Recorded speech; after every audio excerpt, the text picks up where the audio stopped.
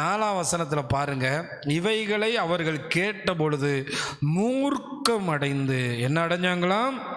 மூர்க்கமடைந்து பல்ல கடித்தார்களாம். அவனை பார்த்து என்ன கடிச்சாங்களாம்? பல்ல கடித்தார்கள். அவன் பரிசுத்த ஆவியினாலே நிறைந்தவனாய், என்ன நிறைந்தவனாய்? ஆமா, வானத்தை அண்ணாந்து பார்த்து தேவனுடைய மகிமையும் தேவன் வலது பாரசத்தில் நிற்கிறதையும் பார்த்தான். ஒரு அல்லேலூயா சொல்லுங்களேன். இதிலிருந்து உங்களுக்கு என்ன புரியுது? ஒருத்தன் தேவனுக்காக செயல்படுறான்னா பரலோகம் உற்று பார்த்துக்கிட்டே தான் இருக்கு. தேவன் சிங்காசனத்திலிருந்து எந்திரிச்சிட்டார். என்ன எந்திரிச்சிட்டாரு? தேவன் சிங்காசனத்திலேருந்து எந்திரிச்சிட்டார். இங்கே நமக்கு மகிமையே தெரியலையே. நமக்கு என்ன தெரியல? ஆமாம், ஒருத்தனுக்குள்ள பிசாசு இருந்தால் உலகத்தின் மகிமையை பெருசாக நினைப்பான். ஒருத்தனுக்குள்ள தேவன் இருந்தால் பரலோக மகிமையை பெருசாக நினைப்பான். எப்படி சொல்கிறேன்? எபிரேயர் 12:2 பாருங்க. இயேசு எப்படி சிலுவையில் சுமந்தார், இயேசு எப்படி சிலுவையை சகித்தார். ஆண்டவர் ஆகிய இயேசு, எபிரேயர், அவர் தமக்கு முன் வைத்திருந்த சந்தோஷத்தின் பொருட்டு அவமானத்தை எண்ணாமல் சிலுவையை சகித்து தேவனுடைய சிங்காசனத்தின் வலது பாரிசத்தில் வீற்றிருக்கிறார். அப்ப இயேசு எப்படி, ஆண்டவராகிய இயேசு சிலுவையை சுமந்தார்னா எதை பார்த்தாரு? மகிமையை பார்த்தாரு. நல்ல வேலை. நான் சொல்றதை கேளுங்க. ஒருத்தன் கல் எடுக்கிறான், ஒருத்தன் பல்ல கடிக்கிறான். நீங்க என்ன பண்ணுவீங்க? எஸ்கேப், ஓடுறா. பல்ல கடிக்கிற மாதிரி இருக்குடா, கல் எடுக்கிற மாதிரி இருக்குடா, ஓடி தப்பிச்சிருவோம்டா அப்படின்னு. ஆனால் ஒருத்தன் பல்ல கடிக்கிறாங்க, கல் எடுக்கிறாங்க. ஆனால் அவன் எதை பார்க்குறான்னா தேவனுடைய மகிமையை பார்க்குறான். தேவனுடைய வலது பாரிசத்தில் அம்மா இயேசு நிற்கிறத பார்க்குறார். அல்லேலூயா சொல்லுங்களேன். அல்லேலூயா. அதாவது சொப்பனம் காண்கிறதும் தரிசனம் காண்கிறதும் வித்தியாசம். பிரத்யட்சமாக அப்படியே வானம் திறந்திருக்கிறதையும் அங்கே இயேசு நிற்கிறதையும் பார்க்குறான்னா எப்படி இருக்கும் சொல்லுங்க? எப்படி இருக்கும்? இந்த மரணத்தை நேரில் பார்த்து இதுக்கப்புறம் இவனுடைய அந்த காரியங்களை பரிசுத்த ஆவியினால் உந்தப்பட்டு லூக்கா இதை எழுதுறார். சரியா? ஏன்னா இந்த சம்பவம் நடந்ததுக்கப்புறம் இவன் லூக்காவை சந்திக்கலை, அதோட மறிச்சிடுறார். யாரு? ஸ்தேவான்.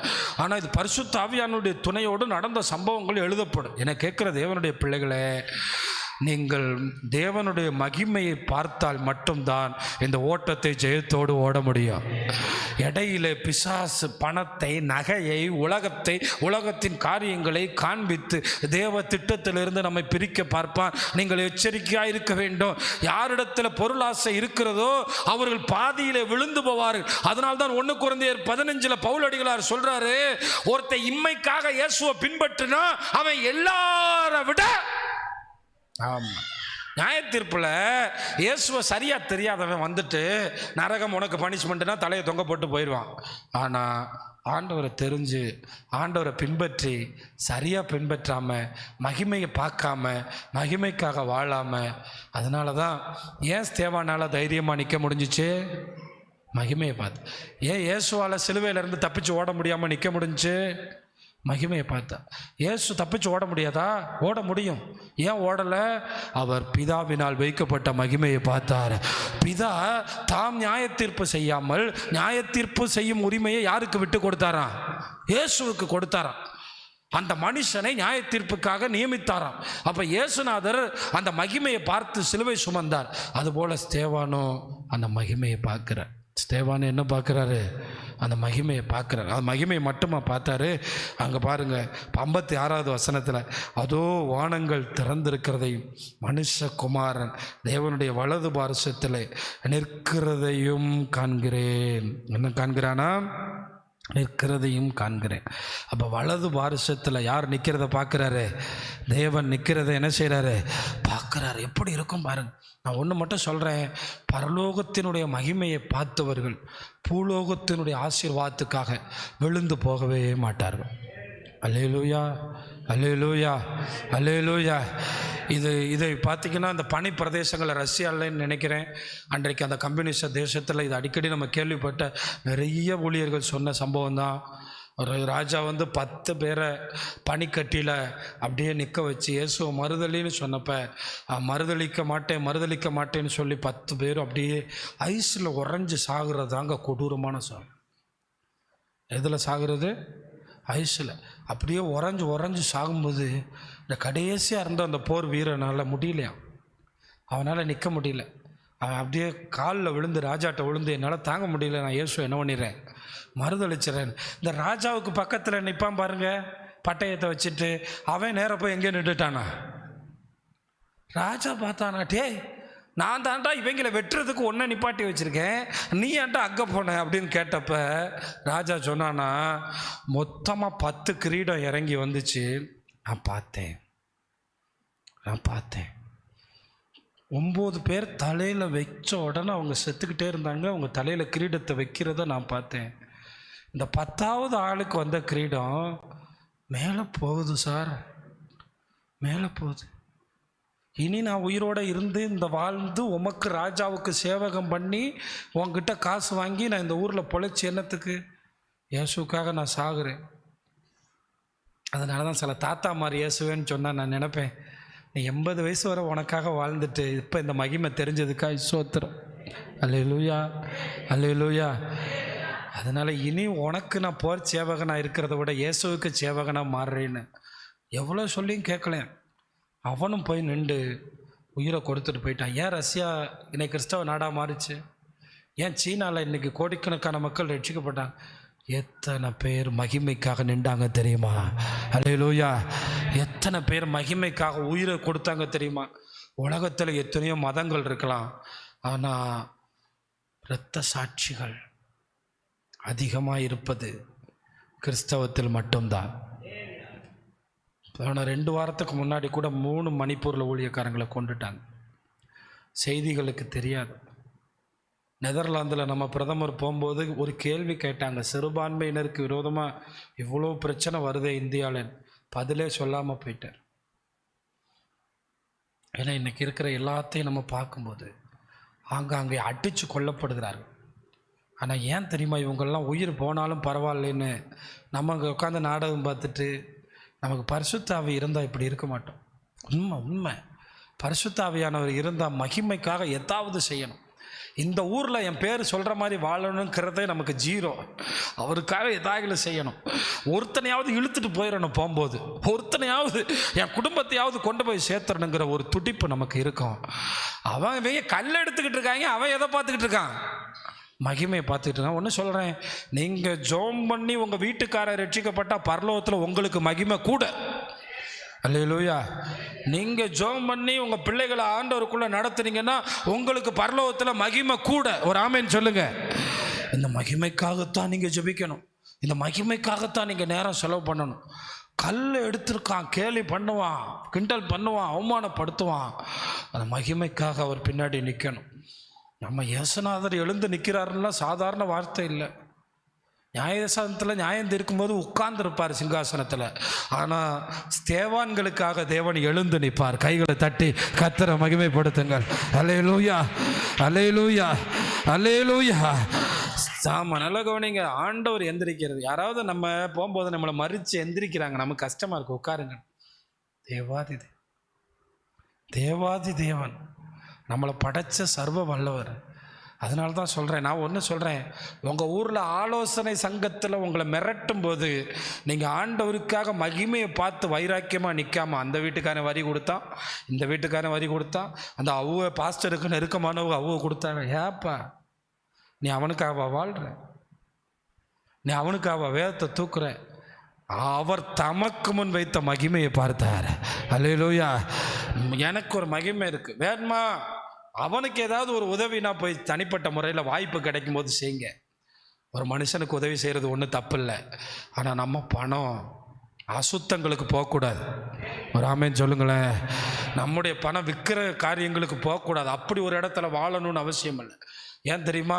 எபிரேயர் 11 சொல்லப்பட்டிருக்கு, தீக்கிரையாக்கப்பட்டாங்க, வீடுகளிலிருந்து துரத்தப்பட்டார்கள், தேசங்களிலிருந்து தள்ளப்பட்டார்கள். கடைசியில் என்ன சொல்றோமா? விசுவாசத்தில் வல்லவர்களாய் மாறினார்கள். மிகுந்த பலனுக்கு ஏதுவான விசுவாசம். அல்லேலூயா.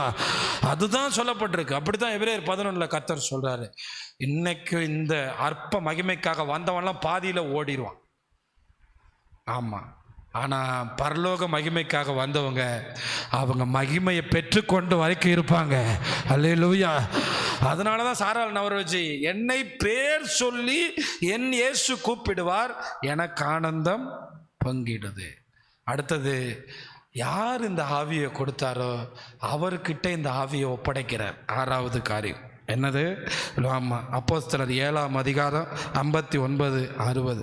அப்பொழுது கர்த்தராகிய இயேசுவே என் ஆவியை ஏற்றுக்கொள்ளும் என்று ஸ்தேவான் தொழுது கொள்ளுகையில் என்ன எல்லாரும் சொல்லுங்க, கல்லெறியும் போது தொழுது கொண்டார். நம்ம தொழுது கொள்ளும் போது தூங்கி கொண்டிருந்தோம். இதிலிருந்து ஒன்று சொல்கிறேன், உங்கள் உபத்திரவம் தாங்க உங்களை ஆராதிக்க வைக்கும். உபத்திரவம் தான் உங்களை சபைக்கு நேராக இழுத்துட்டு வரும். உபத்திரவம் தான் உங்களை ஆண்டவரை துதிக்க வைக்கும். அல்லேலூயா. என்னையா மனுஷன் விசுவாசம்? கல்லெறியும் போது என்ன செஞ்சானா? தொழுது கொண்டான். கல்லெறியும் போது கர்த்தரை தொழுது கொண்டு ஆவியை ஒப்பு வைக்கிறேன். நீங்கள் யாராவது சொல்லுங்க, பைபிளில் ஆவியை ஒப்பு வைக்கிறேன்னு சொன்ன இன்னொரு ஆள் யாரு? இயேசு. ஆண்டவராக இயேசு தானே. அவரே என்ன சொன்னார்? என் ஆவியை ஒப்பு வைக்கிறேன். அடுத்த வசனத்தை நீங்கள் பார்த்தீங்கன்னா, அவனோ முழங்கார் படியிட்டு, ஆண்டவரே இவர்கள் மேல் இந்த பாவத்தை சுமத்தாதிரும் என்று எப்படி சொன்னான்? மிகுந்த சத்தமிட்டு. சவுல் ஒருத்தன் கேட்டுக்கிட்டு இருக்கான். ஏன்னா அடுத்த அதிகாரம் 1ஆம் வசனத்தில் சவுல் இன்ட்ரோடக்ஷன் ஆகுறான். நல்லா கவனிங்க. 8ஆம் அதிகாரம் 1ஆம் வசனத்தில் ஒரு பெரிய ஒரு அப்போஸ்தலன் உதயமாகிறான். இதற்கு காரணம் என்ன? இங்கே ஒருவன் விதைக்கப்பட்டான். அல்லேலூயா. ஆமா, 7வது ஸ்தேவான் தான் புதிய ஏற்பாட்டின் முதல் இரத்த சாட்சி. என்ன இரத்த சாட்சி? நல்லா கவனிங்க. என்ன இரத்த சாட்சி? ஏன் ஸ்தேவானை கர்த்தர் இரத்த சாட்சியாய் மாற்றினார்? இது பரலோகத்தினுடைய மிகப்பெரிய திட்டம். என்ன திட்டம்? அதாவது இரத்த சாட்சிகள் ஒரு விஷயத்தை மட்டும் சொல்கிறேன், முடிக்கிறேன். இரத்த சாட்சிகள் பரலோகத்தினால் திட்டமிடப்பட்டவர்கள். 1. 2வது, இத்தனை பேர் இரத்த சாட்சியாக மறிக்கணும்னு ஆண்டவர் என்ன வச்சுருக்காரு? கவுண்ட் வச்சுருக்கார். இது 2 நிறைவேறினா தான் ஆண்டவருடைய ராஜரிகமே இந்த பூமியில் வர முடியும். சரியா? அதில் 1வது இரத்த சாட்சி யார்? ஸ்தேவான். ஏன் இரத்த சாட்சியாக மாறினார் தெரியுமா? நல்லா சொல்லுங்கள். ஒரே சபையில் அப்போஸ்தலன் பேதுரு, 11 அப்போஸ்தலர்கள் எல்லாரும் சேர்ந்து இருக்க, விசுவாசிகள் 1000 பெருகி, காணிக்க கரபுரண்டு ஓட, செழிப்பு உருவாக, தேவ திட்டத்தை மறந்து எல்லாம் ஒரு இடத்துல உட்கார்ந்தார். தேவானுக்கு இந்தியா மேலே பாரம், தெசலோனிக்கா மேலே பாரம், ரோமாபுரி மேலே பாரம். அன்னைக்கு உலகத்தில் மொத்தமே 3 கண்டம் தான் இருந்துச்சு. ஆசியா, ஆப்பிரிக்கா, ஐரோப்பா. இந்த 3 கண்டத்துக்கு என்ன போகணும்? சுவிசேஷம் போகணும். இவங்க இப்படியே உட்காந்தா இடமா வாங்குவாங்க. நல்ல காசு பணம் பெருகிருச்சு. ஏன்னா காணிக்க கொண்டு வீடுகளெல்லாம் விற்று கொண்டு எங்கே வைக்கிறாங்க? காலில் வைக்கிறாங்க. யாருமே நகர மாட்டாங்க. இப்போ ஸ்தேவான் கொல்லப்பட்ட உடனே ஜனங்கள் இந்தியா நோக்கி வர்றாங்க, ஆப்பிரிக்கா நோக்கி வர்றாங்க, எகிப்து நோக்கி போகிறாங்க. தேவ திட்டம் நடக்குது. தேவ திட்டத்துக்கு விதை போட்டது யாரு? அப்போ பரிசுத்த ஆவியில் நிரம்பி சாட்சியாக இருக்கிறவன் மரிக்கும்போது தேவ திட்டத்தை தொடங்கி வச்சுட்டு போகிறான். அல்லேலூயா. அவன் நிமித்தம்தான் தெரியுமா தோமா, ஸ்தேவான் நிமித்தம்தான் தோமா இந்தியாவுக்கு வந்தான். இனி ஒரு நொடி கூட நம்மளால் இங்கே, ஏன்னா அடுத்து தூக்கிட்டாங்க. யாரை? யாக்கோபை தூக்கிட்டாங்க. அடுத்து 2 அதிகாரத்தில் யாக்கோபை தூக்கிட்டாங்க. அடுத்து பேதுருவை தூக்குறாங்க. அடுத்து ஒரு நிமிஷம் கூட இங்கே இருக்க முடியாது, இங்கே இருந்து ஊழியம் செய்ய முடியாது. பேதுருவை தூக்கி இந்த நம்ம நாட்டுக்கோழியை பிடிச்சி கவுத்தி போட்டிருப்போம்ல, எதுக்கு? நாளைக்கு சொந்தக்காரன் வர்றான், அவனுக்கு என்ன வைக்கணும்? அது மாதிரி யாரோ அது நாட்டுக்கோழியை பிடிச்சி கவுத்துற மாதிரி யாரை கவுத்திட்டான்? பேதுருவை கவுத்திட்டான். எதுக்கு? ஆமாம், யாக்கோபையும் ஸ்தேவானையும் கொண்டது ஜனங்களுக்கு சந்தோஷமாக இருந்துச்சான், கிறிஸ்துவை அழிச்சிடலான்னு. ஆனால் கிறிஸ்துவை அழிக்க அவங்க நினச்சாங்க. ஸ்தேவான் போட்ட விதையில் இன்றைக்கி நம்ம வரைக்கும் கிறிஸ்துவை பேசிக்கிட்டே இருக்கான். அதனால தான் சொல்கிறேன், இந்த ஸ்தேவானுக்கு இந்த 7 குணம் இருந்துச்சு. அதில் முக்கியமான குணம், அவன் தான் புதிய ஏற்பாட்டினுடைய முதல் இரத்த சாட்சி. இந்த விஷயத்தை பேதுருவை கொண்டு கர்த்தர் செய்யலை. இந்த காலை வேளையில் உங்களுக்கு ஒன்று சொல்கிறேன், ஒரு சமையல்காரனை கொண்டு தான் செஞ்சார். இந்த விஷயத்தை யோவானை கொண்டு செய்யலை. இது எதுக்கு நான் இன்னைக்கு பேசுகிறேன்னு கேட்டிங்கன்னா, நம்ம ஒவ்வொருத்தவங்களுக்கும் கொடுத்த ஆண்டவருக்கு ஒரு திட்டம் இருக்குது. சமையல்காரனாக இருந்தாலும் ஆண்டவருக்கு என்ன இருக்குது? திட்டம் இருக்குது. நான் நேற்று கூட சொன்னேன், பாசம் நீரே நேசம் நீரேன்னு ஒரு பாட்டு பாட்டினார்ல ஒரு தம்பி, அழகாக இருப்பார்ல. அவங்க அம்மா வீட்டில் பாத்திரம் கழுவுறவங்க தான். ஒரே பையனை வளர்த்து இன்றைக்கி ஊழியக்காரனை மாற்றி இன்றைக்கி ஒரு பெரிய சபைக்கு பாஸ்டராக இருக்கு. இன்றைக்கி நூற்றுக்கணக்கான பிள்ளைகளுக்கு பிரசங்கம் பண்ணுறான். அந்த அம்மா என்ன வேலை பார்த்தாங்க? பாத்திரம் தான் கழுவணும். பாத்திரம் கழுவுன ஒரு அம்மா தான். சென்னையில் வீட்டு வேலை செஞ்ச அம்மா தான். வீட்டு வேலை செஞ்சு வளர்த்தாங்க. பையனுக்கு கர்த்தர் அபிஷேகம் கொடுத்தாரு. அபிஷேகம் கொடுத்தோன்னே பாட்டு கொடுத்தாரு. அந்த பாடல்கள் பாட பாட நமக்குள்ளே ஒரு மாற்றம் வருது. ஜனங்கள் ஈர்க்கப்பட்டாங்க, ஜனங்கள் உள்ளே வந்தாங்க.